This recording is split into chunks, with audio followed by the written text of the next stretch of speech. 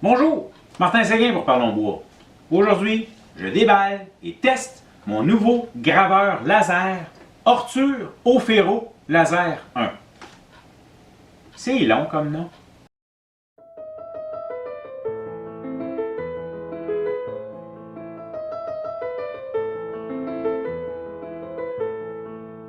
Ben oui, un autre open box, si vous voulez, c'est à la mode. J'ouvre la boîte, open box. OK, c'est un Aufero Laser 1. Ça m'a été fourni par une entreprise pour que je le teste puis que je le montre. Je sais qu'il y a Ortur en dessous de ça, je crois que c'est la technologie. Il y a un petit pamphlet qui nous permet de scanner avec un QR code pour aller voir des vidéos sur comment le monter. On va espérer que je m'en souviens, de ce que j'ai vu. Là. Donc, tu peux voir à l'intérieur, c'est plein de stuff. OK? Sortons ça. C'est plein de styrofoam, c'est normal, c'est quand même de l'électronique, il faut que ça soit bien emballé. J'ai le privilège de m'être fait fournir le kit avec 3 lasers. Un premier graveur régulier, un graveur un petit peu meilleur et un spécialement pour couper, qui est capable de faire de la coupe en tant que tel. On va voir c'est lequel, je pense que c'est lui qui est le meilleur. Bref, il va falloir que je fouille un peu. Des lunettes de protection. Ça, c'est le bidule. Qu'est-ce que j'ai d'autre à sortir? Ah, les différents outils et matériaux pour faire des tests. Fil. Ça, c'est le matériel. Donc, maintenant, je suis posé avec encore de quoi. Ça, c'est pour le protéger. Il y a des morceaux qui sont supposés. Voilà. Il est en théorie en partie monté. Ça, c'est quand même... Oui, voilà. Et... Comment est-ce que ça sort de là, cette bébé-là? Toi, tu m'énerves. Ah, voilà, la petite fenêtre de protection. Bon, si je ne me trompe pas maintenant, tout devrait sortir de là. On a un seul morceau. Je ne veux pas le forcer. Voilà. Bon Dieu, ça a l'air de dans Star Wars, là. On m'a dit que c'était une unité vraiment facile d'installation puis de montage. J'avoue que d'ouvrir la boîte puis de voir tout ce qu'il y a dedans, ça fait peur, OK? Mais en réalité, un coup que j'ai sorti ça, quand je regarde la vidéo sur comment l'assembler, il me montre un paquet de... C'est déjà tout fait, OK? La seule chose qui est à faire, et ce qui est un peu normal, ben, moi, l'unité ici, j'ai 3 modèles de laser dessus, OK? Dans ce temps-là, ça se vend 500. De base, avec un laser, c'est autour de 300. Les liens vont être dans la description pour savoir où l'acheter exactement. Là. Ça se commande par Internet. Il y a la fixation de ce petit module qui doit être faite. C'est lui qui se change d'une unité à l'autre. J'y vais selon ce que j'ai vu dans la vidéo. C'est entré comme ça. Je le descends au plus bas et je le serre. Voilà. Donc, quand on change de laser, il faut juste changer le laser. Tu sais. Puis après ça, il y a cette petite unité où est-ce qu'on vient et qu'on branche. Y a-t-il un sens? Sûrement. Et c'est pas le bon sens, c'est comme ça que ça va. Donc, voilà. Donc, si je change de laser, je dois naturellement débrancher et rebrancher dans l'autre. Et on rajoute le petit fil qu'on fixe simplement en dessous. C'est grande, je pense. Regarde. Oups, il est sorti.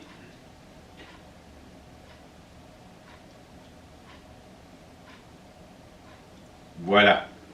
En théorie, la machine elle serait déjà fonctionnelle. Notez que c'est un graveur qui peut graver jusqu'à 18 par 18 cm. Il y a un des graveurs qui permet de faire de la découpe au laser sur dans du petit matériel. On va l'essayer. En fait, il pourrait même aller jusqu'à du plywood de 4-5 mm. Un quart de pouce. Ça, c'est quand même pas pire. Est-ce utile? J'en sais rien. Voyons voir. Moi, mon but, c'est de graver mon logo. OK, on va faire ça simple. Là. Je veux graver mon logo. Mon autre brûleur a sauté. Fait que quand on m'a proposé de tester celui-là, ça me tentait. S'il venait avec tous les petits outils et les gadgets qui viennent avec, je vais continuer à regarder les vidéos pour apprendre comment ça marche. Quand on regarde ça, une machine de même, ça a l'air compliqué. Il y a plein de patentes. OK? Je l'avoue. puis surtout le tableau de bord en avant. En fait, c'est assez facile. Il y a le fil de courant, il y a le fil USB pour se rendre à l'ordi. À côté, je ne sais pas trop à quoi ça sert, honnêtement, mais c'est pour un contrôle d'une autre manière. Et il y a le piton pour l'allumer, où est-ce qu'on le tient 5 secondes, puis il vient automatiquement se placer à 0,0. Le livre qui vient avec, en fait, aussi bien dire que c'est un livre qui dit comment ouvrir le livre. C'est avec des QR codes. On peut aller voir, d'abord certains manuels. Le manuel, justement, le User Manual. Je n'ai pas trouvé grand-chose d'intéressant. Et le Assembly, qui permet de savoir, justement, comment est-ce qu'on doit l'assembler. Mais il est à peu près déjà tout fait. Il ne vous reste que le laser à mettre dessus. Il y a également une vidéo qui explique comment régler le focus. Je vais vous réviser ça tantôt. J'ai décidé de faire l'installation sur une planche beaucoup plus facile à transporter et à me configurer. Mon but, moi, c'est oui, je vais graver des stylos probablement, peut-être des petites choses à plat, plutôt rares, mais surtout mon logo dans le derrière du bol, dans le fond, ou encore sur le champ d'une planche à découper. J'aime bien graver mon logo sur le côté d'une planche à découper. Donc, j'ai fait cette petite forme ici pour me permettre de rentrer et de m'ajuster pour faire des bols. Je vais voir, là, il faut que je l'ajuste pour voir que je sois correct. Disons que ça devrait aller. Je vais vous montrer comment s'ajuster. J'ai 3 graveurs laser dans mon kit. J'ai le gros kit, OK? Il y a un plus faible, le 1500, qui est le LU22. Ensuite, j'en ai 2 ici, des LU24. Non, ne me pas ce que ça veut dire. Mais il y a un SF et il y a un LF, si je ne me trompe pas. Ouais, LF. Le LF est plus pour de la découpe laser ou encore brûler avec un effet 3D. Je vais l'expérimenter. Pas sûr de me servir de ça souvent.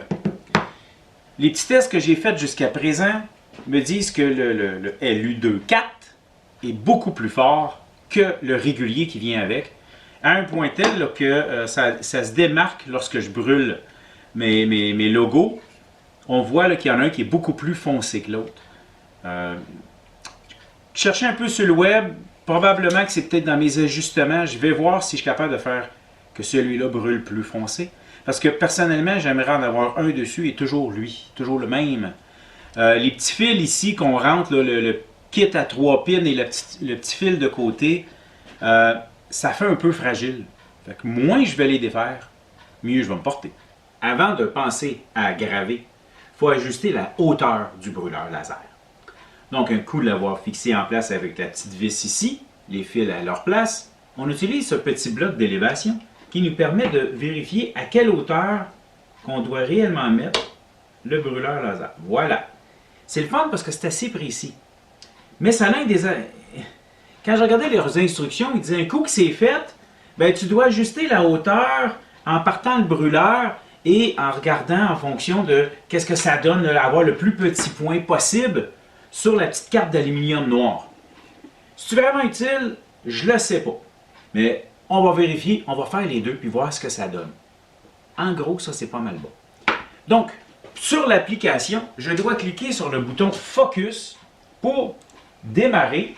Bon, notez que j'ai d'abord cliqué un coup que c'était branché. Là, on clique sur le bouton Connexion qui fait qu'en sorte que l'ordinateur parle au brûleur laser. Première étape. Deuxième étape, maintenant avec le Focus, j'ai mon petit point en dessous qui est là. Notez que je porte les lunettes, ok, on ne sait jamais, les reflets. Et je peux peut-être ajuster la hauteur pour essayer de voir mon point un petit peu plus précis. Honnêtement, avec ce brûleur, ça ne fait aucune différence. Avec le brûleur plus puissant, on le voit et il fait même un petit son lorsqu'il est au bon endroit. Donc, je devrais être correct pour brûler. On ferme la petite porte protectrice parce que aussitôt que je me mets à y dire « Travaille mon chum », voilà, ben il part et il s'en va dans le coin, ok? On peut resetter dans quel coin qu'on veut travailler, mais pour le moment, je vais travailler avec « Travail dans le coin », puis ben, je vous montrerai les autres étapes parce que le logiciel Laser GBL doit être installé d'abord pour être capable de faire ce que je fais là. Et il est un petit peu... Ben, je vais vous faire un petit cours d'introduction. le logiciel, voici ce en quoi l'écran a de l'air de base. OK? C'est la version 4.6.2. C'est téléchargeable gratuitement sur Internet. Les liens sont fournis avec le laser. Vous pouvez faire une recherche également. C'est le genre de logiciel qui est gratuit, mais qui demande une contribution volontaire. À vous de décider.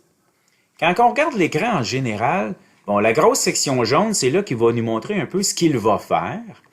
En haut à gauche, ici, on voit sur quel port qu'il est branché. C'est un peu par défaut. Moi, c'est sur mon port USB. Je n'ai jamais besoin de le changer. Je ne fais que faire... Ah, je suis en déconnexion actuellement parce que je suis déjà branché.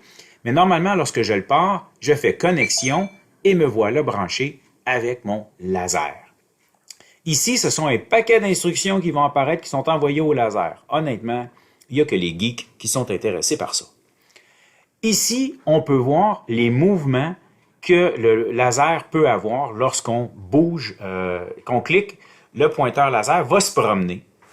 Donc, si je clique par là, vous voyez, il bouge de l'autre côté, revient par en bas, et en fait, il bouge de 10 niveaux, 10 lignes, en fait, je ne sais pas trop comment que ça s'appelle, mais il bouge de 10 sur l'axe des X ou des Y, ici encore une fois, et ça, c'est sa vitesse. Si j'augmente sa vitesse, vous allez voir il bouge beaucoup plus rapidement. Donc, sa vitesse de base me convenait très bien dans les 1000 et c'est parfait pour moi. Là, je ne sais pas pourquoi il fait. Il est comme jamais. Ah, c'est parce qu'il est tout à son gauche. Il est à gauche. Si je m'en vais à droite et que je reviens, voilà. Ça, c'est parce qu'il est au bout. Au niveau du positionnement, si vous cliquez ici, il va toujours s'en aller, peu importe ce que vous allez faire, en bas à gauche. Voilà, il est prêt. Mais si votre but est d'aller travailler, comme moi, là, pour un bol, et que mon but serait d'aller le placer pour faire mon logo à un endroit particulier, mettons que c'est ici, ok, je décide que c'est là selon mon setup, mais je viens simplement cliquer le globe ici, c'est définir le point zéro. Donc, si je fais ça, et que, mettons, je me tasse, vous allez voir que si je clique sur la maison ici, il va revenir à mon point zéro que j'ai configuré avec la planète. Voilà. Et il va commencer à graver à partir de là. Bon, là, je vais faire un premier test. C'est peu importe mes settings. En passant, les autres, là, je ne sais pas trop à quoi ils servent. Fouillez. Je ne suis pas ici pour vous donner un cours sur le logiciel, juste pour vous permettre de vous débrouiller. Je sais que ces boutons-là, vous pouvez en créer, vous pouvez les modifier. À vous de jouer. Plus la version avance, plus il y a des boutons déjà de préconfigurés qui nous permettent de prendre un peu d'avance. Mais bon, je connais le strict minimum pour graver et c'est ce que je vais faire. Mon but maintenant, je vais charger mon fichier mon logo de MCGain. Voilà, je l'ouvre, il est là.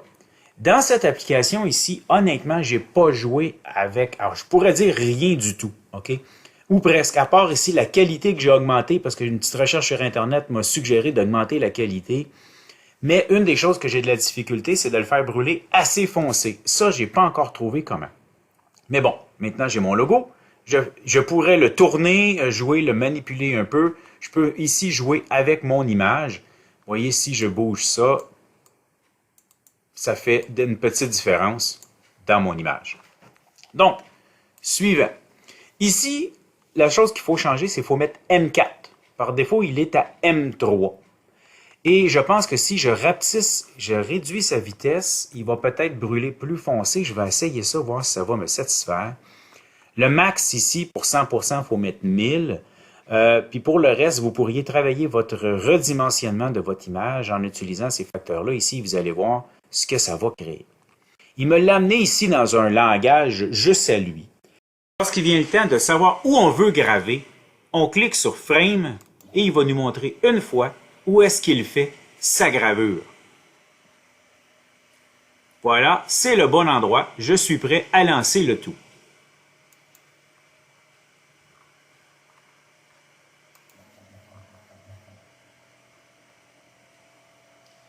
attention à la fumée. Vous êtes mieux de porter un masque et être dans un endroit aéré.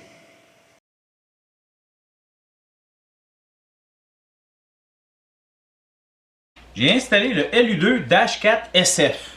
Je comprends pas pourquoi que les trois là, sont toutes faites en même place, pourquoi ils sont pas pareils, ok? Lui, l'autre là, c'était une Allen key pour visser la petite vis, puis celui-là, c'est un tournevis étoile. Pourquoi qu'ils font pas toutes pareils? Bon, maintenant pour ce qui est d'ajuster la hauteur, sur celui-ci, je l'ai fait avec le petit bloc en premier, puis ce que je vais vous montrer, c'est que il nous explique qu'on devrait le faire, là, le point il semble gros, j'entends un petit bruit et je vais le bouger. Et quand j'arrive à un endroit où ce qui... Là, je fais un bruit. Là. Vous autres ne l'entendez pas, mais moi, oui. Mon point est pas mal plus petit. Donc, et si je le regarde comme ça, le point est grossi et il rapetisse. Donc, c'est vraiment... Dans ce cas-ci, là, le tube de métal est d'aucune utilité. Là, il fait du bruit. Et maintenant, je peux lui mettre son protecteur. Lui, il est intelligent, il tient avec un aimant. Cool! Je suis en train de brûler avec le LU2-4SF. OK, plus fort que le premier. Premier changement que j'ai dû faire, c'est d'accélérer. Au lieu d'être à 500 mm, je pense que c'est par seconde ou par minute, je suis plus certain, je l'ai monté à 1000, ce qui est son paramètre de base. Sinon, il brûlait beaucoup trop fort.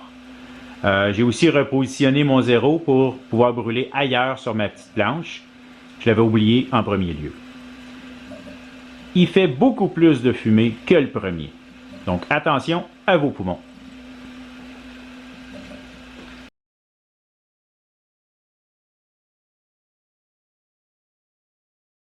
Je viens de le brûler, on le voit qu'il est beaucoup plus brûlé qu'avec le premier laser. Par contre, c'est une question de configuration parce que lorsque j'ai fait mes tests plus tôt cette semaine, je réussissais très bien en fait. Je réussissais mieux avec celui-là qu'avec l'autre qui était trop pâle. Donc j'ai réussi à avoir une belle configuration pour mon pâle, il faut que je m'en souvienne. Pour du foncé, en fait c'est comme tout en ébénisterie, il faut faire des tests. Parlant de tests, je vais tester le dernier, le troisième, pour voir encore là pour mon logo si ça fait une différence. Mais celui-ci, il est recommandé pour faire de la découpe. Donc, je ne suis pas certain que je vais réellement voir une différence. Mais on va l'essayer pareil. Mon test avec le 4LF, t'es encore un peu trop foncé, c'est une question d'ajustement, mais honnêtement, quand je regarde la qualité, ils font tous, les trois, une très belle job. Le restant, c'est une question d'ajustement. Ce laser est même capable de découper. J'ai pas de besoin, j'ai pas de connaissances, je ne le testerai pas. Mais c'est capable d'imprimer des photos. Pour le fun, je vais l'essayer, ok? Juste pour voir. Puis réaliser aussi que je me suis trouvé un petit ventilateur.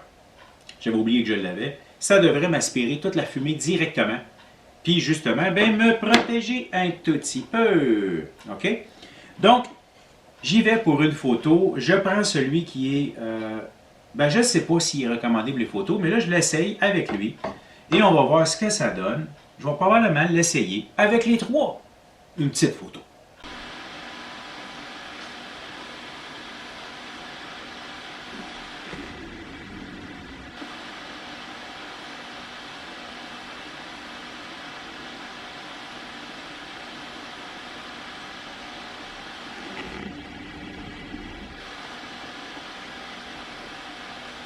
Voilà les résultats du brûlage de photos qui ont pris, écoutez, sur le lent, là, sur mon LU2, moins puissant, 1500 watts, que je suis obligé de dire prends ton temps, il y en a eu pour 45 minutes. OK? Puis on parle de 3 cm par 5. C'est vrai que ça peut faire 18 par 18 cette affaire-là, mais bon, ça doit en avoir pour la journée. Hein. Et notez justement qu'il y a une configuration dedans pour le faire refroidir. Moi, quand il a dépassé les 20 minutes, il s'est arrêté quelques minutes avant de recommencer. Ça fait partie de la configuration du laser. Pour le 4, ça l'a assez bien travaillé. Le 2 aussi, quoiqu'il y a des bouts pâles, je suis pas bon dans cette configuration-là et j'en ai pas le besoin. Donc, je ne m'amuserai pas à faire des tests pour le faire marcher comme il faut. Je voulais juste montrer que ça fonctionnait. J'espère que vous aviez deviné que les photos étaient noir et blanc. Hein? OK. Pour ce qui est du logo, j'avoue que le premier, le 1500, en disant marche lentement, c'est lui qui m'a donné le plus beau résultat. Pour les autres, c'est comme un peu trop brûlé. Il faudrait que je travaille la configuration. Moi, j'ai vraiment comme but de graver mon logo sur ce que je fais et sur des stylos. Ce qui fait que je ne m'amuserai pas à changer de laser tout le temps. Puis je vais ménager le fil également. Il va toujours être branché sur le même, puis je vais le laisser là. Petit ventilateur, ça fait quand même bien le travail pour aspirer la poussière. Hein, c'est vendu pour ça. Donc, ça, je suis satisfait.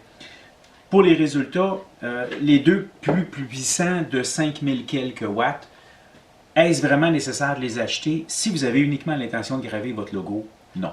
Gardez le petit de base. Si vous voulez faire plus, puis que vous voulez explorer, bien, on part de 300 à 500 $. À 500, je ne sais pas si c'est juste un des lasers supérieurs ou si c'est tout le kit au complet. Là. Vérifiez sur le site web, vous allez voir.